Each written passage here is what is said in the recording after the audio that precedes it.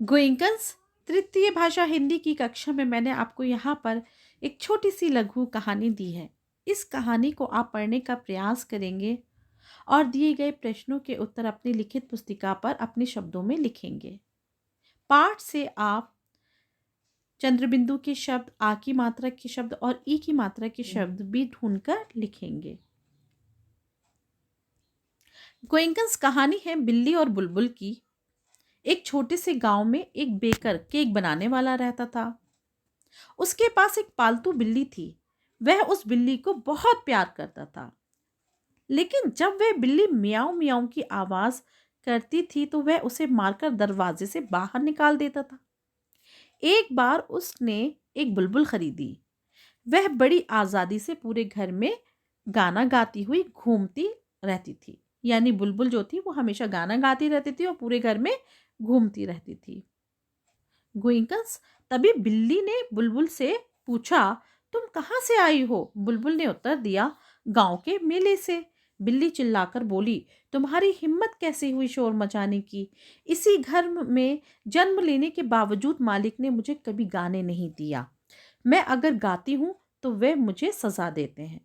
बुलबुल ने व्यंग्यपूर्ण स्वर में कहा, यानी मजाक उड़ाने वाले स्वर में कहा, एक बिल्ली और एक बुलबुल में कोई मुकाबला नहीं। मेरी आवाज़ मधुर है और तुम्हारी आवाज़ दूसरों को परेशान करने वाली है, इसलिए तुम मेरे साथ मत लड़ो। बिल्ली ने खिसियाकर पूंछ हिलाई और वो वहां से चली गई। तो बच्चों, आपने इस कहानी से क्या सीखा? आपने इस कहानी से ये सीखा कि हमें हमेशा मीठे बोलों का प्रयोग करना चाहिए। यानी हमें किसी से भी तल्ख लहजे में बात नहीं करनी चाहिए। अपनी भाषा में हमें मधुर स्वरों का, यानी हमें मीठा बोलना चाहिए। मीठा बोल सभी को अच्छा लगता है। कड़वे बोल जो होते हैं वो किसी को भी पसंद नहीं आते, चाहे वो कोई अपना ही क्यों ना हो। बच्चों, यहाँ पर मैंने कुछ प्रश्न दिए हैं। उन प्रश्नों के उत्तर आप अपनी लिखित पुस्तिका पर अपने शब्दों में लिखेंगे। गांव में कौन रहता था?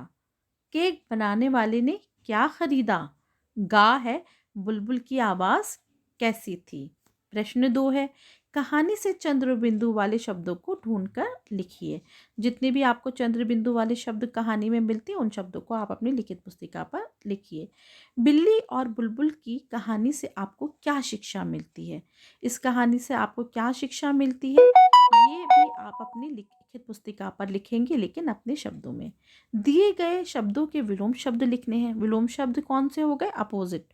प्यार का नफरत, बाहर, बाहर का अंदर, खरीदना बेचना, जन्म का मृत्यु, मधुर का कठोर। यानी मधुर स्वर जो होते हैं उनका हम क्या आएगा? कठोर। ठीक है, इस कार्य को आप अपनी लिखित पुस्तिका पर लिखेंगे।